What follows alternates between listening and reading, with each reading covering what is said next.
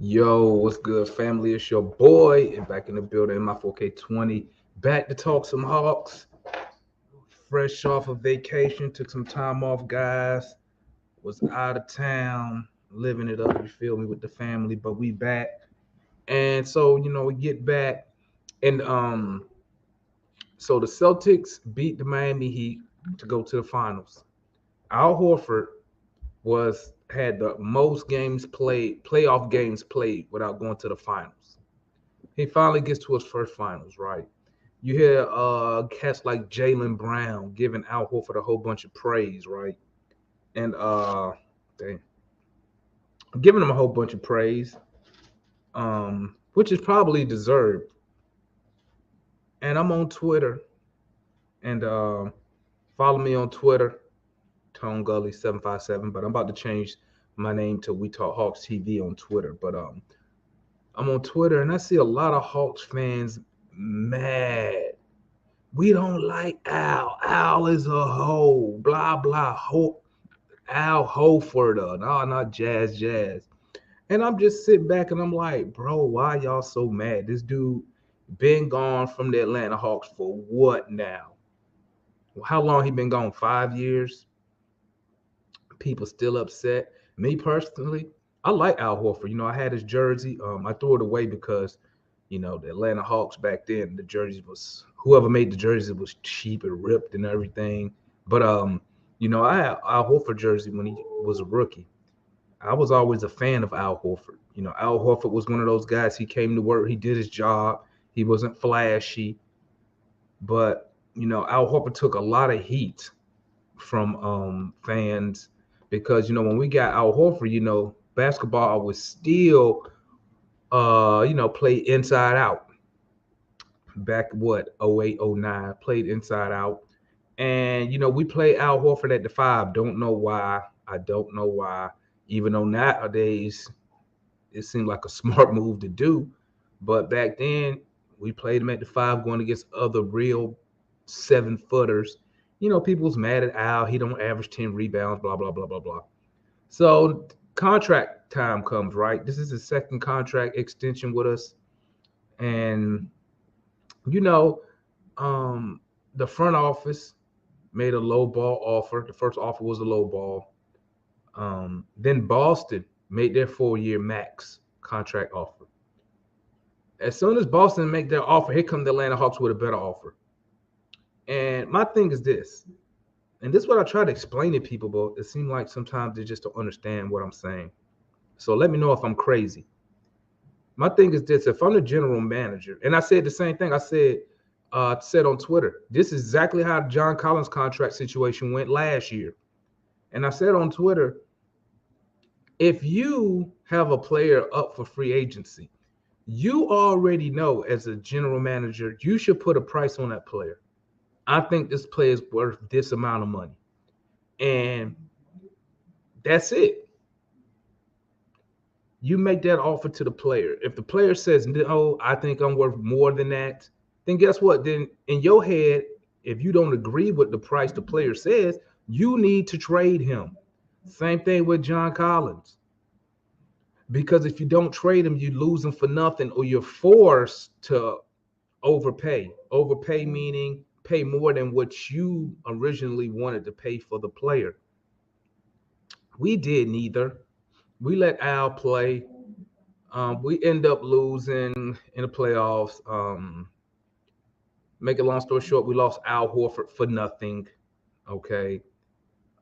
His father had some choice words. His sister said some stuff on Twitter, but at the end of the day, you know, I'm not like some other fans. If it ain't come out the player's mouth, I could care less, right? I don't care what his dad said. If unless his dad or his sister is his representation, I don't care. At the end of the day, they're just fans of their family member, their son, their brother, just like everybody else would be, just like I would be. I would talk trash.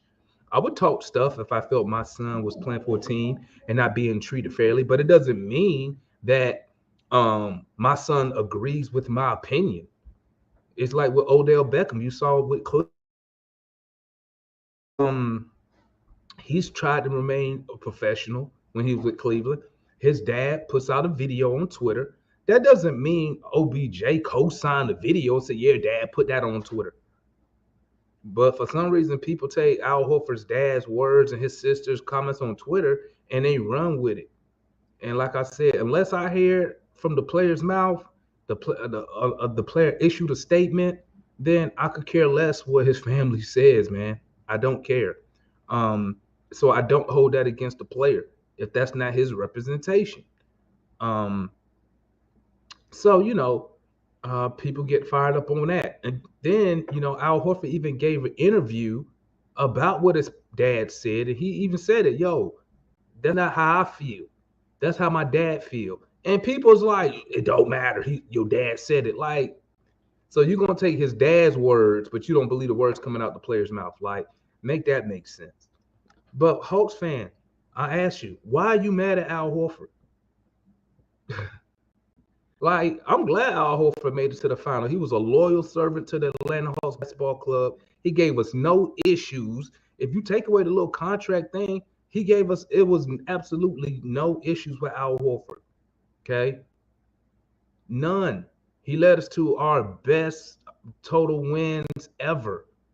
He took us to the Eastern Conference Finals for the first time ever as the Atlanta Hawks. And people still salty, or as Josh Smith would say, finicky about Al Horford's decision to leave.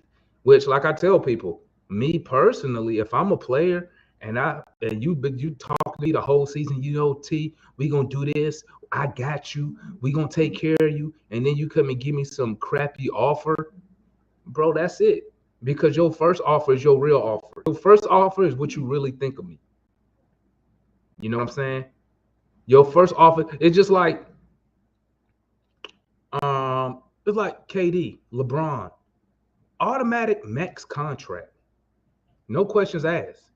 You're not gonna lowball them because you want to negotiate. You know what I'm saying? So, and that's why that's why I be always on our front office, because they stay messing. It don't matter who up there, they always messing something up. I think this was Bud,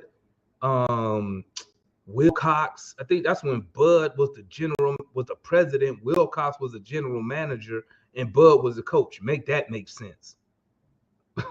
But so Al left, and it is what it is. I'm mad at our front office for dropping the ball. I blame Al leaving on the front office. If you didn't think he was worth the money, you should have traded him at deadline and got something. You don't lowball, and then when a team make a better offer, you come back with more money. You should just offer the money from the get-go if you felt the player was that important to what you're trying to do in your organization. If you didn't feel the player was that important, you should have traded him. It shouldn't even got to free agency. But once again, that's just more dysfunction from the Atlanta Hawks front office. It's always something with our front office and these contracts. Negotiations is not hard. Fans, Al Horford won't worth that. He ain't worth that. And what I try to explain to people is what Al Horford did for us at the time, he was worth it. Because we ain't found nobody who replaced him yet. We ain't found a big who shoot like Al Horford yet from that elbow. He was automatic at the elbow. Automatic. You could pick and roll, pick and pop. He was automatic. We never found nobody to replace that. Until you could say John Collins, not year one, but maybe year 2, year 3 Collins, when Collins got that 3-pointer, and Collins got the little mid-range, little turnaround jumper going. But until then, we had nobody to replace Al Horford. Went looking for him. And some people say, they went and got Dwight Howard so Al Horford could play the 4. Woo, woo, woo, woo, woo, woo. It wasn't about that. He told you it wasn't about that. But obviously, fans, they're going to believe what they want to believe.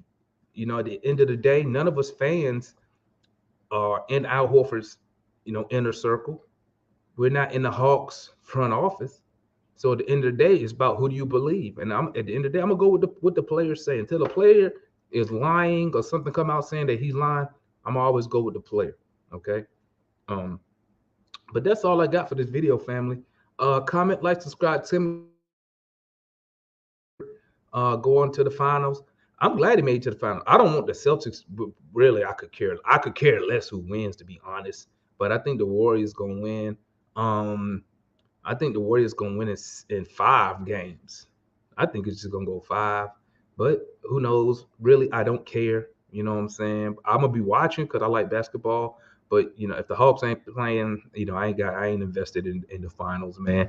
I just want to see if Curry can win Finals MVP. That's pretty much about it. But tap in, like, comment, subscribe. Tell me what you think about Al Horford and his time in Atlanta. Are you one of those fans who's still upset at Al, or have you just let it go like you should? You probably should just let it go. Who cares? You know what I'm saying?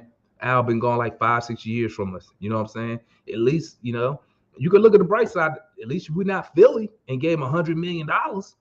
You know what I'm saying? And pretty much got nothing out of that value, but it is what it is. So it's your boy MI. Holla at me, man. Follow me on Twitter, man. Tone Gully 757 on Twitter. Or it might just be Tone Gully. But I'm about to change my name anyway to We Talk Hawks TV. And so tap in with your boy, man. I'm out.